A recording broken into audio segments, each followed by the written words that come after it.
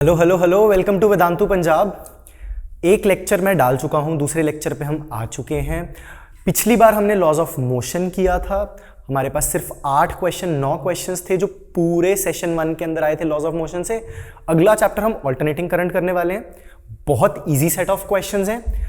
10 shifts में से सिर्फ 5 शिफ्ट में एक एक क्वेश्चन आया। टोटल 5 ही क्वेश्चंस हैं जो ऑल्टरनेटिंग करंट के आए हैं और बहुत ही स्ट्रेट फॉरवर्ड और सिंपल क्वेश्चंस हैं। तुम बहुत आराम से कर लोगे।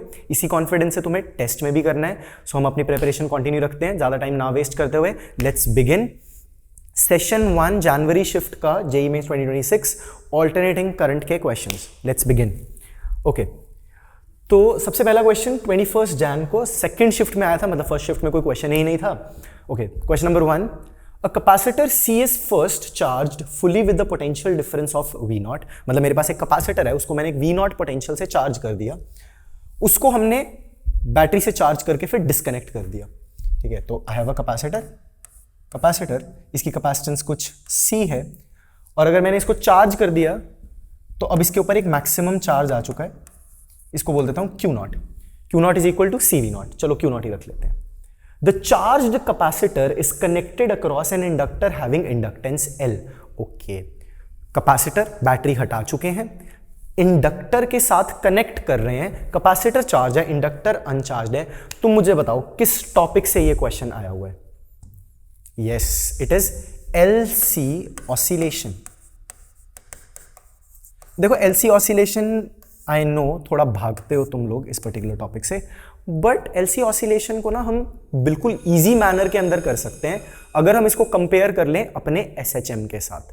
Simple harmonic motion LC oscillation में भी चार्ज और करंट सिंपल हार्मोनिकली मूव कर रहे हैं।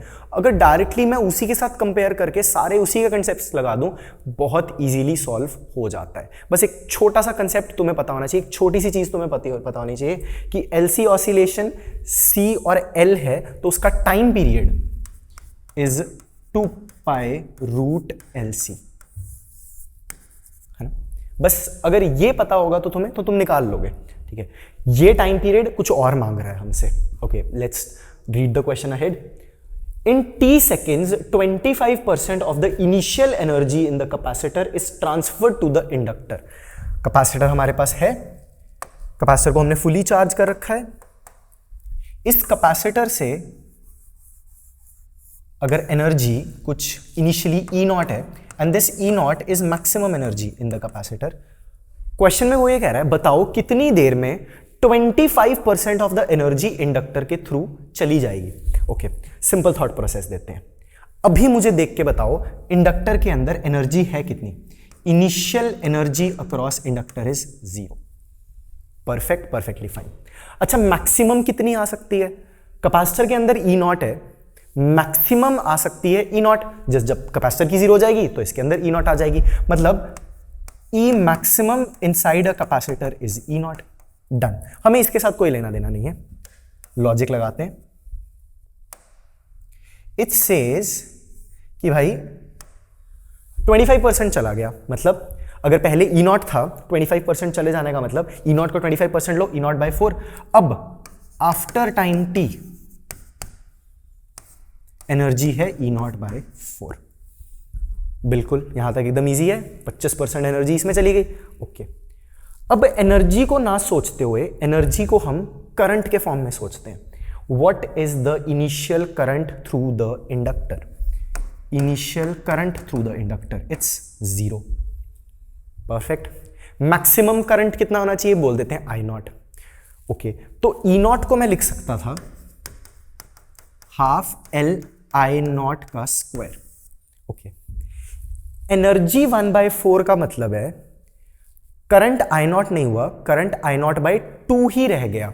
मैक्सिमम एनर्जी मतलब करंट I0, एनर्जी by 4 मतलब I0 by 2, मतलब after time T final current is I0 by 2।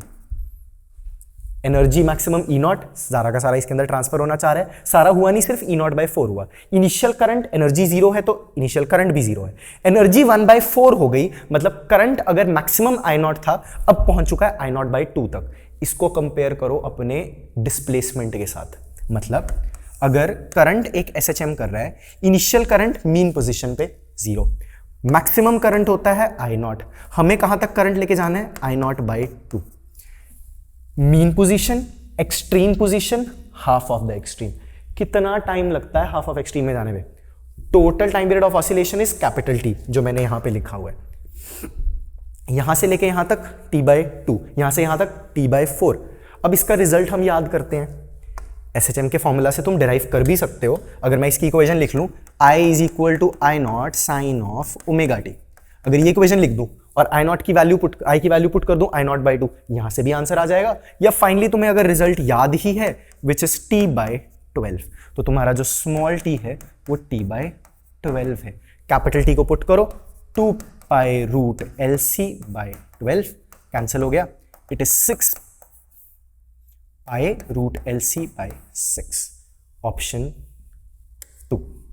इतना ही स्ट्रेट फॉरवर्ड, इतना ही सिंपल क्वेश्चन है, इसको हमें ज्यादा कॉम्प्लिकेट करने की जरूरत नहीं। There are specific set of formulas जो हम LC ऑसिलेशंस के लिए यूज करते हैं, बट इस क्वेश्चन में तुम्हें वो सब फॉर्मूलाज लगाने की जरूरत नहीं है। It's very straight forward and simple. Can we move forward? Yes sir. चलो भाई, ओके नेक्स्ट क्वेश्चन। सर्किट दिया हुआ है, LC ऑसिलेटर है, LC-R सीरीज कॉम्बिनेशन है। ये आया है हमारा 23 जनवरी की शिफ्ट 1 में, ठीक है, मतलब 22 को शिफ्ट 1 शिफ्ट 2 में क्वेश्चन ही नहीं है कोई भी AC का। Using a variable frequency AC voltage source, maximum current measured in the given LC-R, ये हमें दिया हुआ है I0 की वैल्यू, मतलब it's a peak value of current, लिखा है ना, maximum current measured in a AC। Current भी ऑसिलेट कर रहा है, वोल्टेज भी ऑसिलेट कर रहा है। वोल्टेज की ऑसिलेशन की इक्वेशन मेरे पास है, करंट की मैक्सिमम वैल्यू दी हुई है। V की इक्वेशन लिखो, V = 5 साइन ऑफ 100t, और करंट मैक्सिमम दिया हुआ है, V0 is 5, I0 अपने को दिया हुआ है, peak value of voltage, peak value of current 5 milli ampere. Okay, आगे पढ़ते हैं। The value of L and R are shown in the figure, the capacitance of the capacitor C used is. Okay, मेरे पास V0 है, I0 है, peak value of net voltage, peak value of current. अब मुझे पता है formula बड़ा simple सा हमारा एक होता है, we call it V0 = I0 into Z। What is Z है? Z इज इंपेडेंस, इंपेडेंस निकालते हैं हम। तो V0 5, I0 की वैल्यू पुट करो, ओके, इट्स 50 मिली एम्पियर, तो 50/1000 into Z, कैंसिलेशन हो रही है, Z की वैल्यू निकल के आ रही है 100 ओम आ गई। ओके, Z का फॉर्मूला भी तुम डायरेक्ट लगा सकते हो, बट जैसे ही तुम देखो ध्यान से, L = 2H है, C की वैल्यू दी नहीं, R 100 Z 100, ये कब पॉसिबल है? When R is equal to Z, yes, this is resonance. At resonance,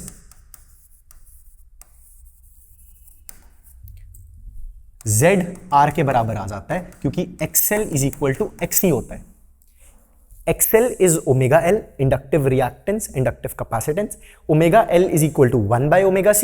Omega square is 1/√LC. और मेनली तुम्हें, of course, ये तुम्हें रिजल्ट याद रखना ही रखना है। At resonating condition, omega is 1/√LC. That's it. Finally, we wanted to find C. हमारे पास L है, हमारे पास ओमेगा भी है 100, हम डायरेक्टली इस फॉर्मूला के अंदर पुट करेंगे, वील गेट आवर आंसर। चलो मैं सॉल्व कर देता हूं तुम्हारे लिए। जिनको ये आता है, जिन्होंने ये सॉल्व कर लिया है, ये क्वेश्चन स्किप करो, मूव फॉरवर्ड करो। Omega is equal to 1/√LC, omega की value 100, 1/√2 into C, squaring both sides, C is equal to 1/100 into 100/2, या ये बन रहा है। हमें माइक्रोफैरेड के अंदर आंसर चाहिए, ये फैरेड के अंदर आया, 10⁶ से मल्टीप्लाई कर देते हैं, 10⁶, थोड़ी बहुत ही कैंसिलेशन करो, 4 0 ऊपर, 2 0 रह गए, C की वैल्यू आ गई 50 microfarad. This is your final answer, your final answer 50 microfarad. बहुत सिंपल था, टू बी ऑनेस्ट आसान इसलिए ज्यादा हो गया क्योंकि हमें रेजोनेटिंग कंडीशन मिल गई। अवेयरनेस रखो, Z R के बराबर ही निकल के आ गया। इवन इफ तुम डायरेक्टली फॉर्मूला पुट कर देते Z का, √R² + XL - XC², तब भी ये रिजल्ट फाइनली आ ही जाता, बट हमें तो क्वेश्चन जल्दी सॉल्व करना है। Okay, can we move forward? Yes sir, चलो सर। क्वेश्चन नंबर 3 ये आया है 24 जनवरी शिफ्ट 1 में। For the series LCR circuit connected with, ये हमें सोर्स दिया हुआ है, as shown in the figure the power factor is alpha by 10. It wants us to find the power factor. What was the power factor? याद करके बताओ भाई। Power factor होता था cos phi. phi is phase का phase difference between net voltage and net current का cos. Okay, is called power factor. चलो, बहुत सिंपल सा तरीका होता है इसका। हम क्या करते हैं, आर एक्सएल एक्सी के फेजर्स बनाते हैं। ये तो तुम्हें याद रखना ही होता है। रेजिस्टेंस दिखाओगे फॉरवर्ड, एक्सएल ऊपर, एक्सी नीचे। अगर तुम्हें फेजर बनाने की आदत नहीं है तो cos फाई का डायरेक्ट फॉर्मूला भी है R बाई जेड, और z का फॉर्मूला पुट कर दो, सारी वैल्यूज तुम्हें गिवन है, उससे भी आ जाएगा। बट हम इस मेथड से करेंगे। जल्दी, आगे की तरफ 60, ऊपर की तरफ 70, नीचे की तरफ 150। बचा क्या फेजर, आगे 60, नीचे 80। ओके, 60 और 80 का वेक्टर रिजल्टेंट, रूट ऑफ 80 का स्क्वायर प्लस 60 का square, final resultant comes out to be, different तरह से बना लेते हैं, final result comes out to be 100। अगर तुम स्क्वायर प्लस बी स्क्वायर का रूट लगाओगे फॉर्मूला 100। हमें ये चाहिए, इसका कॉस चाहिए। कॉस होता है base upon hypotenuse, cos of phi. Base कितना है 60, हाइपोटेन्यूज कितना है 100, और वो कह रहा है कि ये पावर फैक्टर अल्फा बाय 10 के बराबर है। इसको अल्फा बाय 10 के बराबर पुट करो, तो यहां से मुझे दिख ही रहा है कि अल्फा इज इक्वल टू 6। बहुत सिंपल क्वेश्चन, क्या बात है। Answer is 6। बहुत स्ट्रेट फॉरवर्ड, सारी वैल्यूज गिवन थी, कुछ ज्यादा तुम्हें अप्लाई करने की भी जरूरत नहीं पड़ रही। मतलब तुम देख रहे हो बहुत हल्की सी कैलकुलेशन से आंसर निकल रहा है, और ये क्वेश्चन पेपर के अंदर आराम से 40 सेकेंड्स और 1 मिनट के अंदर हो जाएगा। मैं तुम्हें समझा रहा हूं इसलिए मुझे 1-1.5 मिनट लग रहा है, अदरवाइज जल्दी हो जाता है। Okay, moving on to the next question. चलो भाई, क्वेश्चन नंबर 4, 28 जनवरी की शिफ्ट 1। चलो बिल्कुल एंड पे पहुंच गए हम। The electric current in the circuit is given as, okay, current दिया हुआ है I naught small T by capital T. Small T is variable है, capital T is a constant है, जो नॉर्मल इंटरप्रिटेशन होती है। I is equal to I naught small T by capital T, constant variable. Current is a function of time. The RMS current for the period T is equal to 0 to T is equal to T. Okay, RMS, root mean square. But जब भी हम RMS को solve करते हैं, जब भी हम RMS current को सॉल्व करते हैं तो हम इसको उल्टा रीड करते हैं। सबसे पहले स्क्वायर करो फंक्शन का, फिर उसका मीन लो, मीन मतलब एवरेज, फिर उसका रूट लो। ओके, तो स्टार्ट करते हैं। I want root mean square, step wise ही लिखूंगा। सबसे पहले मैं आई का स्क्वायर करूंगा, आई का स्क्वायर, फिर मैं इसका एवरेज लूंगा, और एवरेज का हम जनरल फंक्शन यूज करेंगे, इंटीग्रेशन वाला। I square dot D T, since it's a function of T, की इंटीग्रेशन डिवाइडेड बाय dt की इंटीग्रेशन, स्क्वायर किया, दिस रिप्रेजेंट्स एवरेज का रूट। रूट dt का मतलब, इंटीग्रेशन ऑफ dt का मतलब तो t ही होता है, लिमिट भी 0 से t, 0 से कैपिटल t, 0 से capital t। This is your IRMS। अब तुम्हें चुपचाप वैल्यूज पुट करके फाइनल रिजल्ट निकालना है। Let's do it. स्क्वायर करो, I naught square, small T square, capital T square, dt की इंटीग्रेशन डिवाइडेड बाय dt की इंटीग्रेशन 0 से कैपिटल टी, 0 से कैपिटल टी का root. Okay, I naught square constant, capital T square constant बाहर, I naught by T. Okay, T square की integration T cube by 3, limits from 0 to T, divided by dt की integration t, limits from 0 to t